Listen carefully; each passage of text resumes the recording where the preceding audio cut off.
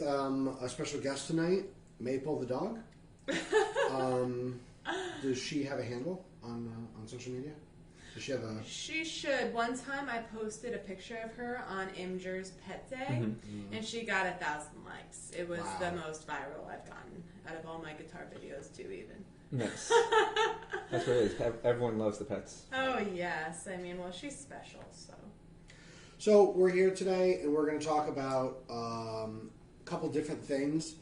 But before we do that, are we in the shot? Okay, cool. Yeah, you can. Okay. Yeah, there's this nice little gap between us, but nice. So what's new with everybody? How's everybody doing? Same old, same old. I mean, we're just getting ready for some new things in the works. So if you guys are following us, definitely stay tuned and follow us on social media, Facebook. Hopefully, we can get some YouTube videos out soon. And yeah, that's what's new with us. How about you guys? Anything going on with you all? Well, I just played a solo concert last week for the Philadelphia Classical Guitar Society. That was really fun. Live streams too, but I'm really excited for us to play some chamber music together. We'll probably be playing some Air by Shingo Fuji, maybe some Los Angeles Guitar Quartet pieces, right? That'd be awesome. Yeah, definitely. But then we'll be heading up to the our luthier, Jeff Fisher and Alan Chapman up in Amherst, Mass. We're going to be heading up there and touring the shop and doing some recordings, so that'll be a lot of fun. So stay tuned for that, probably in January. Cool. So should we get on to tonight's topic? Just kind of that's the updates. Let's go on to tonight's topic, which is methodology, method books of classical guitar. And the reason I said methodology is I was thinking, well, we're going to talk about method books, but maybe that ties into a bigger picture, right? It can. Maybe we talk about some sort of philosophical connections or tie-ins to whatever books it is that we talk about. Yeah. Cool. Does everybody want to sort of maybe we could just go around and talk about our experience with teaching guitar and before we then go to talking about the method book that we like the most? For sure. Sure. I found taking lessons from lots of different guitar teachers, classical, electric, rock, whatever you're playing. And some teachers go by the method books, but a lot just go off of their own. It's almost more like an apprenticeship, and they give you sheets versus actually a solid method. And it goes in the classical world as well. There's a lot of different method books, but not a lot of new ones, and there's a lot of controversy behind a lot of them too. So I definitely know that we have our favorites that we teach, but I feel like there's so much out there still that I have no idea about, and this is my profession, you know? So what do you guys think? There's a lot out there, and there's actually a lot now that's being produced in terms of beginner etudes. So I know our friend Evan Toucher has released a whole series of preludes in small pieces as learning pieces, and it seems like there's composers that pop up everywhere that are play this piece. These are studies and this and that. But for the actual method books, so I taught studio guitar lessons for about 10 years, mostly classical guitar, but I did teach rock and metal and blues at one point. And I would say that it's really difficult to find a one-size-fits-all system, and especially for the other genres. For classical, I feel like as a beginner, there's certain things that you could do that are pretty universal. But I would agree with Jackie that a lot of education in the lesson room is like a teacher saying, "Here, do this, do this, do this," and it's not really a part of one curriculum. What do you think? Yeah, so I mean, I've been teaching guitar for probably about 10 years as well, maybe a little bit less though. And I started off teaching a lot of rock and pop, and I totally agree with you on there isn't really a set method for that. And personally, I never like when people try to give a method to that, because I feel like my big thing, which a lot of people always argue on, and we can argue about it too, is people always like, oh no, they should know how to do this, they should know how to do that. And my big thing is, well, the reason why they're learning this style is because they want to play like X, X, and X, right? Whoever that is, right? John Petrucci, John Mayer, Jimi Hendrix, whoever it is, right? And I'm like, did that person learn doing those things? Right. So if you want to learn to be like them, why learn the things that they didn't learn? You know what I mean? Right. And again, I think that does go true for classical too, because a lot of method books are just like re-edits or like finalizations of like some of the older like Carragher stuff or the Pujol stuff. You know what I mean? Yeah. So it's like if you want to play like whoever is your favorite classical guitarist, if you use a method book, the chances are you're learning a very similar way they learned. You know what I mean? But if you take a little kid that wants to learn how to play Jimi Hendrix and you give him Hal Leonard Book 1, I don't know if Jimi Hendrix today would really know what that is or would have ever opened and looked through it. You know what I mean?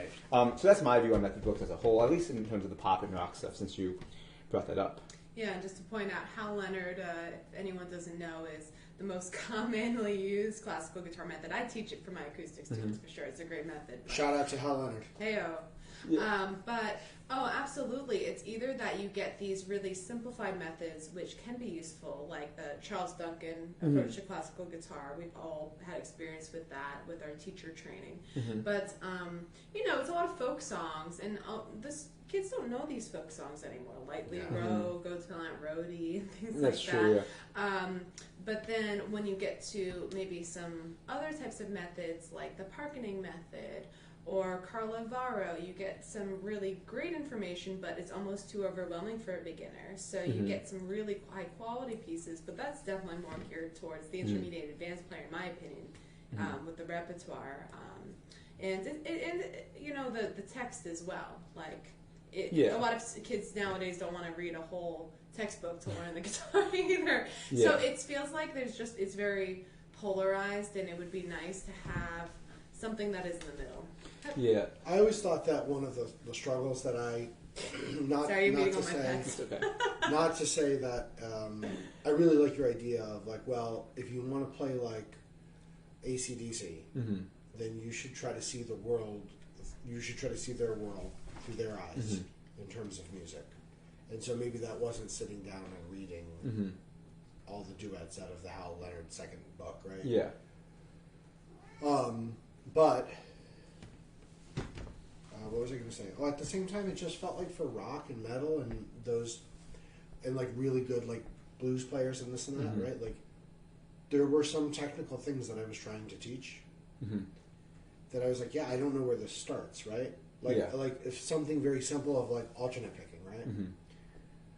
Well, should we be, if I'm teaching a student alternate picking, how much of that should appear in like scales, and how much of that should appear in, I guess as classical guitarists we were kind of spoiled in a way of like being introduced to a very very clear system. It wasn't always easy, but it's very clear, right? Like you can't do this until you do this, right? It's very much like a language, or very much like math, where like you can't do algebra unless you understand the concept of multiplication. You can't do an arpeggio unless you understand a free stroke, right? Like there's certain things that are like that. But yeah, that's the problem I felt with rock music and rock electric guitars. That where's the structure, It's like, here, this is a thing. That's it. That's like it. this is that thing, but it doesn't actually give you more context. Right. On that note too, I was watching one video. I think it was Rick Beato. He was talking about like the way music is learned today, and like he was talking about kids when he was growing up, whenever that was. I don't know the years, but 60s, 70s, right? They would be listening to tapes and records all the time. You know what I mean? Right. And you could tell them like they could name the 10 songs of their favorite band like at the drop of a hat. And now you ask kids like, oh, what songs do you like? And they're like, I like this one song on the radio. I'm like, oh, who's it by? Like they're like, I don't know. Right. And I think that's part of why people that even if they want to learn how to play like AC/DC, like they can't grasp it in the same way people learned it back in the day. Because people back in the day, they would just go and listen to music for hours. You know what I mean? And I don't know. I think you probably learned similar to that, Ben, right? Like, Yeah. And like I feel like I was lucky because I feel like my not generation, I don't know what to call it. Like my age group, that was like one of the last few to really have like the benefit of like we kind of got into streaming. Like streaming became a thing when I was in high school, like early high school. But buying CDs was still a thing when I was in middle school. Like when I was in middle school, everyone wanted the new Jimmy Eat World CD or the new like OK Go CD. Like that was still a thing. They were like, oh, let's go to FYE and buy the new CD. Shout out to FYE. Yeah, I thought it was awesome. Oh my gosh, yes. Yeah, but like, and the thing with that though is like, it was awesome because like I remember I had one friend who I'm still pretty good friends with today, who also played guitar. And I remember every day after school we would just go over to my house, his house, and just jam like Hendrix, Allman Brothers, just put on the record, like, oh, what do you do there? Let's see who can figure it out first. And that's just how that's how I learned how to play electric guitar, just like doing that every single day after school for hours with my friends. I think that still exists because there's some students at my school that we talk to about stuff like that. And in some ways, and I definitely agree with you that it's a lot more obscured. Mm-hmm. You have to really know what you're looking for. But then in other ways, and this is not having anything to do with our conversation, so I'll just say this quickly, is that a lot of really cool hip-hop artists are using like a lot more, like there's a lot more hip-hop artists now that are using like jazz keyboard. Sounds. And so I've had a number of students come up and say, hey, can you teach me how to play this hip-hop song? And I'm like, yeah, it's easy. Let's figure it out. And I listen to it. I'm like, whoa, you actually have to be pretty good to play it. You know what I mean? So that, yeah, definitely. But then also the fact that everything is so available that you can say, oh, I'm going to listen to this on Spotify, and then you pull it up on YouTube at your school computer. And well, I think so it's a double-edged sword. I think the ones who are going to look are always going to look. You know what I mean? Yeah. But now it's so easy that you don't have to be one who looks to enjoy music. Yeah. Which I think is the downside of it. I mean, everyone enjoys music because it's click of a button and go on the phone. But if you back in the day, if your friend said, "Oh, you got to check out this one band," like you had to decide, are you going to spend your money on like going to the movies or buying the new CD? You know what I mean? Right. And if you bought the CD, you're going to listen to that CD front to back a bunch of times to make it worth your money. And now it's free, so it's just like, oh, I guess I'll do it. You know what I mean? But yes, the people that are going to listen, I think, are going to listen no matter what. You know what I mean? They're gonna go out and find the stuff, which is why you're still getting like, kids that are like 13 years old making massive selling hits on YouTube and on SoundCloud and on TikTok and all that stuff. And I remember like having to actually like you couldn't bring a CD player in your car with you, you know. So the fact that like you had this thing, you brought it home, you closed your door, you put the CD on, and that was a very intimate thing. I cut you off. You were going to say something. Oh no, I mean just to play off of what you're saying, that's something that's really physical and it's music for like on its own versus just a part of entertainment or a social media platform. It's just content, versus its own experience. So I feel like a lot of kids are exposed to music through that, and they don't have the same type of exposure to let things grow on them, And just to tie back to our original conversation about the methods, that I feel that discovery of music is such a big part of learning. I've learned about so many. The reason why I became a professional guitarist is not through I heard that music and just happenstance, and that's how I did it. It's like I started learning how to play guitar, and then you get to learn more guitar music, and it's kind of a symbiotic thing. But if a kid is like learning or a teenager is learning guitar, and it's just a lot of, again, the folk songs and not really like really amazing cool classical music. I feel like then it goes back to the teacher's responsibility. Like it's our responsibility to bring that experience to these kids, definitely, and expose them to different types of music. But yeah, it is definitely challenging. So yeah, it's just there's a lot left without, I feel like, from the method. But then at the same time, like it's hard having that teacher method balance. So let's talk books. Let's talk specific ideas, right? Like maybe say what your favorite. Well, I have a question. If I get all three animals on me, do I win a prize? Yeah, yes, it happens every once in a while. Really? Yeah. No, but like every once in a while it happens. So. Okay. I mean, if it happened with Sneakers. you, that would be very, very rare. Sneakers is the shy one. I'm impressed. I'm surprised he's out, to be honest. He wants to give me the award. He's very, That's an accolade. I get my picture by the door. Yeah. So what's your favorite, John? What's your favorite guitar method book? How did you arrive at it, and what does it offer? So why don't we stick to keep it easy and short? Why don't we stick to classical guitar, if that's okay with you guys? Why don't we? Because I think we kind of discovered that for electric guitar, there isn't like one good method book. There are some that work pretty well, though. Yeah. So for classical guitar, I mean, I think part of me, I've been using the Duncan method for a while. Charles Duncan. The Charles Duncan, approach to classical guitar volume 1. a modern approach. Modern approach, yeah. Classical It's guitar it's from not the 60s. the stream that's is not good. confused.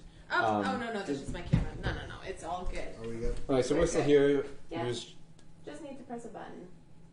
Boop. Sorry, guys. all good. We're good. We're good. Come on. Now it's really like a podcast because there's no audio. Yeah. And there's no video. Okay, go back. Anyway, okay. So, but my biggest thing with the Charles Duncan is that there's just not enough stuff. You know what I mean? It's like you learn like here's 3 notes, cool. Here's a few songs, okay, cool. Here's more notes, and that's kind of my biggest complaint with any method book, honestly. Is there's not enough stuff, or it's the opposite. There's too much stuff. It's overwhelming. Like the parking method book, I looked through it one day and I'm like, I don't even want to do this. Like, even as a professional guitarist, I would look through and be like, I'd get bored like after the first 20 pages and I'd be done. I can't imagine how a beginner wouldn't feel overwhelmed by that. And then I've been honestly, if a person has a good understanding of classical guitar already, like they come in, they can maybe play a few scales, play a few simple pieces, maybe stuff to the level of Duncan. I think the newer Shearer is definitely the way to go. A lot of pieces, a lot of very good explanations, but it's also a lot. So if you go in as a beginner, it's overwhelming. But if you go in, they're like, yeah, I can play these things. I want to learn more music. I think that's definitely the way to go. What about you guys? The last time that I taught classical guitar, I used the Duncan method. And I think, what is it? The first couple, one of the boom check, it's country dance, right? Curly country dance That's at the not beginning book, of 2. Book 2, uh-huh. And then that's, because, I think we all kind of were taught, it's how you look at it, right? And I want to give you an easy answer, but I also want to be truthful to my objections of the whole system. And I agree with you that, like, Duncan 1 is, like, really good. It's really good. And by the time that you get to the end of the book, you have a lot of really good skills. But where do they do free stroke in that book? Is that at the end of the book? It's book 2. It's book 2. Beginning of book 2. So, like, I felt like the boom check was a good place to deviate in book 2 away from that and then go do other things. And so, like, Lagrima was always a good thing to go to, or, like, I had a student go right into the 8 discernments with Andrew York right after. Oh, those are good, though. Those are really good pieces. Or is it Frank Wallace that did Sketches with Friends? Yeah. Like, things like that. So I think overall, Charles Duncan won, and I would swear by that book because it's just a very, you get through that book and you're never like reading something and you're like, oh, I need to tell you something that they didn't mention this in this book, but there's one thing that we have to talk about. Whereas like the Hal Leonard book, I would always, if it was a student doing classical, it would be Duncan 1. If it was Hal Leonard 1, if it was Steel String. And sometimes I would get to that book and be like, I forget what Morgan and I know exactly which piece it's somewhere. I think it's one of the ones when you learn the G string, when you learn the 3rd string. But it's like you're like, oh, this doesn't make any sense, or you have to like explain something extra. So the Duncan is just very clean, makes a lot of sense. And then I think that's about it. I really like Scott Tennant's book for intermediate students because his idea is like, when you're practicing something, it's just going to be like working on, like, I'm here to problem solve. That's what he says for practicing. So the stuff in his book really talks a lot about like problem solving and how to deal with certain issues. But Duncan won all the way. Cool. Definitely. I think we're all Duncan fans here, just because it is, the clearest method. I'll actually go through Duncan's 1 and 2. I found that 3 doesn't, there's a lot of supplemental techniques that you can just learn in repertoire, like ornaments and stuff. Yeah. So usually after like halfway through Duncan 2, you definitely can supplement with repertoire like Bowery, Toots, and different the other ones.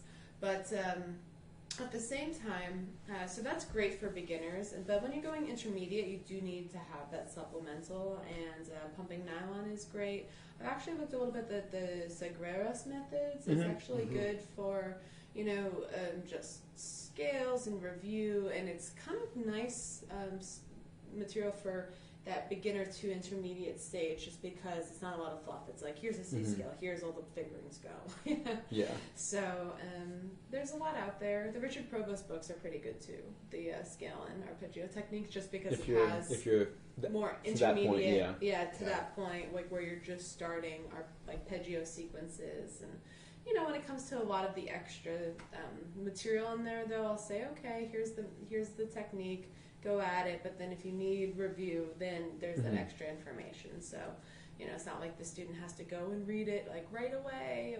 But it's nice to have that there. So, yeah, I agree with that with all you guys. I think we're all part of the same type of mindset for sure. Yeah, I want to pivot off of Jackie what you mentioned about how even with Duncan One, how students don't really know about Go Tell Aunt Nerdy or those songs and stuff. I'm curious, with any of you guys with classical students, do you guys do anything to get them excited for the stuff that they might be doing eventually? And if so, what do you do? So what I'll do is I'll just, you got to sell it.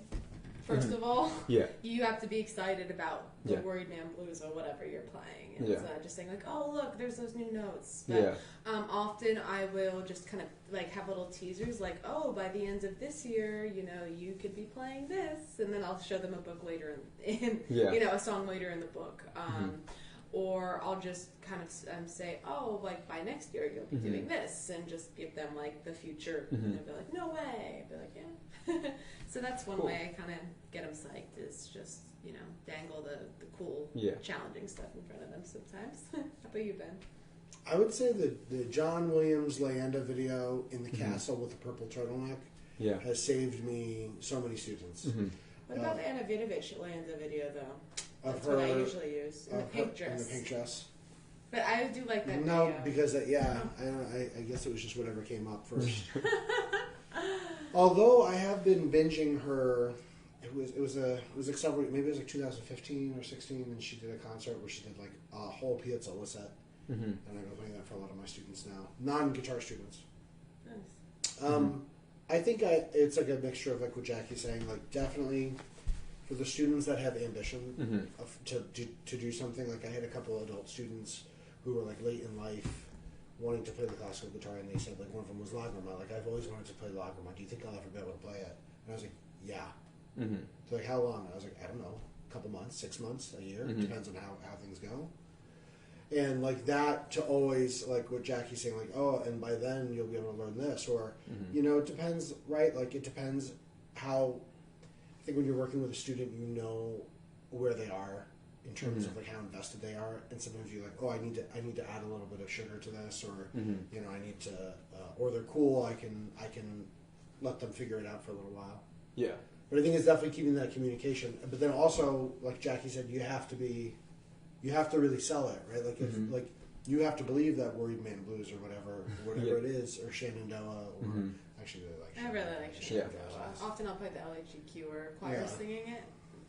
Yeah. You have to realize what that's for and believe in it, and then look for opportunities, of course, to make that the student playing that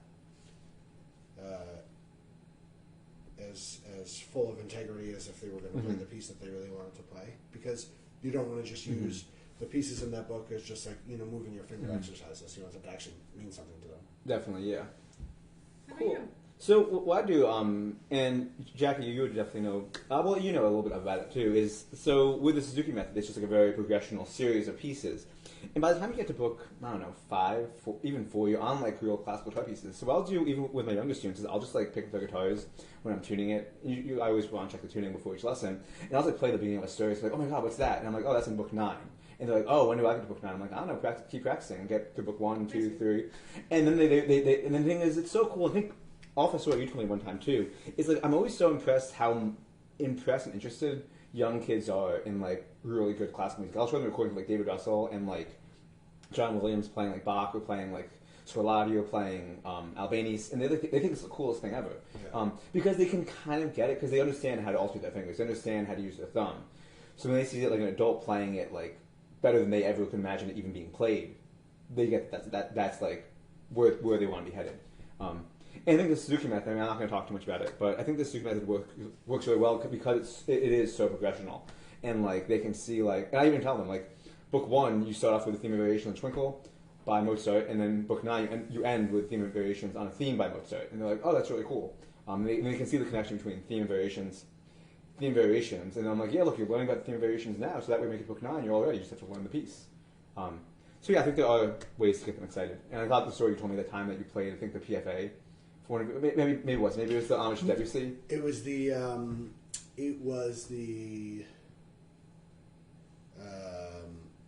Poulenc Sarabande. Oh, that's right. That's a great piece, though. Too. And that's so, yeah. but it was by Oscar Gilliat, and I think, and then I've tested this hypothesis with other things that I think are really emotive, and I think there's a certain. I think I would just make a generalization that with kids, for wherever they're from, whatever their background or relationship with the classical music or performance, because I'm doing the same exact experiment as what I told you with Phantom of the Opera right now, and the kids are having this. Most of them are having a similar reaction. I think this is my untested hypothesis that when a performer really, really, really believes in what they're doing. And to some extent, there's some theatrics, like even if it's just like a really well shot video or like a cool song or something like that, that they're going to buy into it and really appreciate it more than just like, hey guys, listen to me play some Piazzolla, like. And so, the story that I told you was that I played the Poulenc Sarabande, played by Oscar Gilliat at one of the Boston festivals one night. And this girl came up with this most elaborate story about what she was hearing, and then the other kids were like, "Oh yeah, this and that, this and that." These were most of kids who didn't really care for classical guitar. I played in transition times in the classroom, and since then I'm like, well, really good art, right? Like I hate to say this is art and this isn't art. Yeah. Like if it's performed really well and the performer really believes in it, and it's just good music too. Yeah. and it's just good music, then it sort of transcends genres in a way. Well, I think that's so true. I mean, have you ever seen that video? I think it's called like the best penny ever spent. It's like one of those like flash mob kind of videos. It's really interesting. Basically, the whole I think theory behind the video is that people don't know they don't like classical music. As weird as it sounds, it's like 'cause they associate with I gotta get dressed up, I gotta sit down, I can't talk. It's really serious. You have to be smart in order to understand it. In this video, and we can check it out after. We can post it on the stream later on the chat. Shout out to hating classical music. Yeah, what does that even mean? Like everyone who hates, you're giving them a shout out. My cat is like shedding all over me. Holy crap! But basically though, basically the video I think it takes place in somewhere in Spain, I want to say. And one of the orchestras in Spain, they were trying to do a promotion. Instead of like doing flyers and stuff, what they did is they had like a double bass player go out on the streets, and like he had a hat on the ground, and this girl put like one penny in his hat, and he starts playing the opening theme, the line everyone knows to "Ode to Joy," and then after each phrase was done, like another member of the orchestra would hop out and like join in with him, and before you knew it, it was like a full choir and a full orchestra and a conductor, and by that point, everyone in the streets was like stopping, taking photos, taking videos, and they were just so mesmerized that like hearing this like massive work being done just on the streets by what probably is some of the top performers, at least in that country. That's wonderful. And everybody wanted to go see it after that. You know what I mean? But like, they were not nearly as many people would have gone out to see it if they just put out a flyer that said, "Hey, come see us perform Beethoven's Ninth." You know what I mean? And I think that's what it is. I think people, if it's good art and it's presented really well, you could be the most hateful person against classical music, and you can't deny that that's good. See, I think the same thing goes for, I don't know, Jimi Hendrix, Derek Trucks, any of like the rock guys. I mean, like I don't really like, I don't have anything against, but I don't really have any interest in like metal and stuff. When I hear someone like John Petrucci play, I'm like, this guy knows what he's doing. You know what I mean? Doesn't mean it's my favorite thing ever. I'm going to listen to it in my spare time. But when it comes on, whether I know it or not, I can put it on like this is it. You know what I mean? If I were to like this is what it is. Yeah. I think we've definitely. I don't know how it happened. Maybe the fact that there's, I sort of like to think everything in this like sort of like free market type of situation where like classical music is like the story of it. It's or so the story that we assume is that it's all about integrity, right? Like I'm going to play this piece. This piece might be long, but that's because it expresses what this, or I might go play at a concert and dress up, and everyone's going to be quiet and pay a lot of money, and you have to understand it because of the integrity of the piece, right?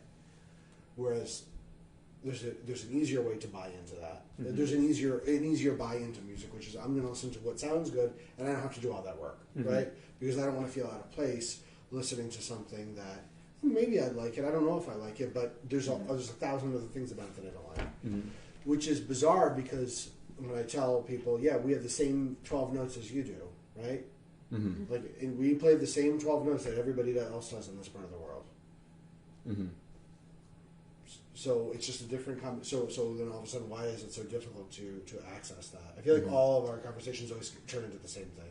Like, why have we put ourselves in this box? Yeah. Well, I think just to go off of John's story, and I'm sorry, I'm like literally just Dr. Neil. like just Zippers is having her like twice a year shedding, and she's just like, woof. Anyway, but it's just about like people have these preconceived notions, but I've heard so many times from my performances, like, I've never heard the guitar like that before. Like, whoa, I had no idea it could sound like that. And it's like an orchestra, like, you know, coming out and performing on the street, like, oh, I didn't realize it could have that power, you know?